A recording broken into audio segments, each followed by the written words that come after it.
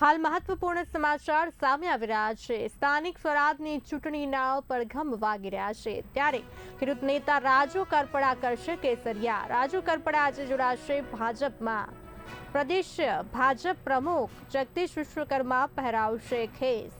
ભાજપમાં જોડતા પહેલા રાજુ કરપડાનું શક્તિ પ્રદર્શન। 200થી વધુ કારના કાફલા સાથે રાજુ કરપડા પહોંચ્યા કમલમ। આ સાથે વધુ માહિતી આપવા માટે અમારા એસોસિએટ એડિટર ઉમંગ સોની જોડાઈ ચૂક્યા છે। ઉમંગજી, ખેડૂત નેતા રાજુ કરપડા કરશે કેસરિયા। પ્રદેશ ભાજપ પ્રમુખ જગદીશ વિશ્વકર્મા પહેરાવશે ખેસ, શું કહેશો? બરખા, તમને જણાવી દઉં કે ચૂંટણીના 11 તારીખે ફોર્મ ભરવાનો છેલ્લો દિવસ છે, જેના કારણે ભાજપ અને ખાસ કરીને ભાજપમાં જ પક્ષમાં આવવા માટે અને ટિકિટ મેળવવા માટે મુરતિયાઓની મોટી લાઈન હતી। અને એમાં તમને જણાવી દઉં કે કેટલા લાંબા સમયથી રાજુ કરપડા સૌરાષ્ટ્રના એક ખેડૂત નેતા કહેવાય છે। તેમને કોઈ કારણોસર આપમાંથી રાજીનામું આપ્યું। કોંગ્રેસે બી તેમને પોતાના તરફ ખેંચવાના અઢળક પ્રયાસ કર્યા, કોંગ્રેસ નેતાઓ પણ તેમને મળ્યા હતા, પરંતુ રાજુ કરપડા આજે ભાજપમાં પ્રવેશ કરશે એવી માહિતી મળી છે। અને સ્વાભાવિક છે કે સૌરાષ્ટ્રના આટલા મોટા નેતા હોય, ખેડૂત નેતા, અને જંગી કાફલા સાથે તેઓ કમલમ પહોંચ્યા છે અને પોતાનું શક્તિ પ્રદર્શન બતાવ્યું છે કે મારી જોડે પ્રજાનો હજી પણ હું ગમે તે પક્ષમાં હોઉં, પરંતુ પ્રજાનો વિશ્વાસ મારી જોડે છે। અને જગદીશ વિશ્વકર્મા જે પ્રદેશ પ્રમુખ કહેવાય છે ગુજરાત રાજ્યના ભાજપના, તેમના હાથે કેસરીઓ ધારણ કરશે અને તેમને પંચાયતમાંથી સૌરાષ્ટ્રમાંથી કોઈ પણ પંચાયત સીટમાંથી તેમને ટિકિટ અપાવે તેવી શક્યતાઓ જોઈ રહ્યો છું। હાલમાં જે મળતા સમાચાર મુજબ ભાજપની પાર્લામેન્ટરી બોર્ડની આજે છેલ્લો દિવસ હતો, પરંતુ કેટલાક નેતાઓની ખેંચતાણ અને અંદર સવાલ છે ટિકિટ હોય ને ભાજપ હતા શાસક પક્ષ છે, ભાજપનું ગુજરાતમાં બોલબાલા છે, ભાજપમાંથી કોઈ બી માણસ ઉભો રહે તો જીતવાની શક્યતાઓ વધી જાય છે। એટલે સ્વાભાવિક છે કે તેમાં લોકો વધારે રસાકસી રાખે છે ટિકિટ લેવા માટે, પોતાની લોબિંગ બી કરે। તેને ધ્યાનમાં રાખીને એક દિવસ વધુ જે પાર્લામેન્ટની બેઠક ગાંધીનગરમાં મળશે, એનો મતલબ સ્પષ્ટ થાય છે કે હજુ બી કોઈ મોટા નેતા ભાજપમાં આવે તેવી શક્યતાઓ જોઈ રહ્યો છું।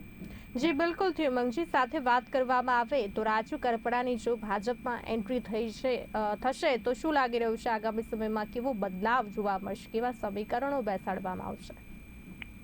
તમને જણાવ દઉં, ભાજપને સૌથી મોટો વિરોધ પક્ષ ગણતો તો કોંગ્રેસની પણ આપ છે।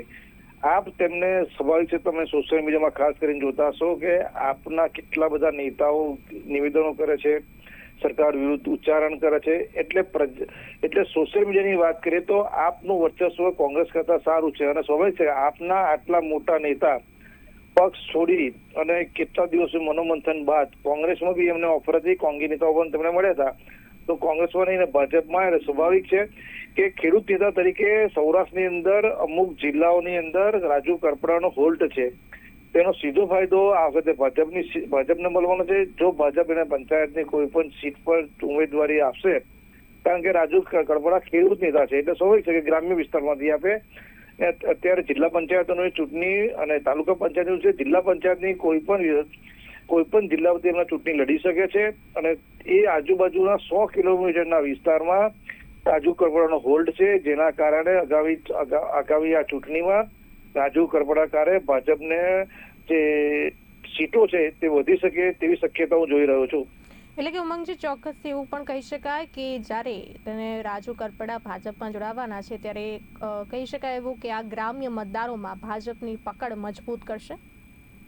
સ્વાભાવિક છે કે તમે જો છેલ્લા કેટલાય સમયથી શહેરી વિસ્તારોમાં ભાજપની પકડ મજબૂત હતું, મહાનગરપાલિકાની ચૂંટણીમાં ભાજપનો ડંકો વાગતો હતો અને શહેરી વિસ્તારમાંથી વિધાનસભા કે લોકસભામાં ભાજપને બહુ મોટી બહુમતી મળતી હતી। હવે તમને વાત કરીએ ગ્રામ્ય વિસ્તારમાં અને આદિવાસી વિસ્તારમાં, ખાસ કરીને જે સૌરાષ્ટ્રનો વિસ્તાર છે ત્યાં આપનું મહત્વ બહુ વર્ચસ્વ હતું, તેને તોડવા માટે રાજુ કરપડા ભાજપનો જો જોઈન આજે વિધિવત થઈ જવાના છે, જેના કારણે આવનાર સમયમાં ભાજપને ગ્રામ્ય વિસ્તારમાં સૌરાષ્ટ્રમાં સારી સફળતા મળે હું જોઈ રહ્યો છું।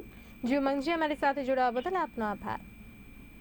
ખેડૂત નેતા રાજુ કરપડા કેસરિયા કરશે। રાજુ કરપડા આજે જોડાશે ભાજપમાં।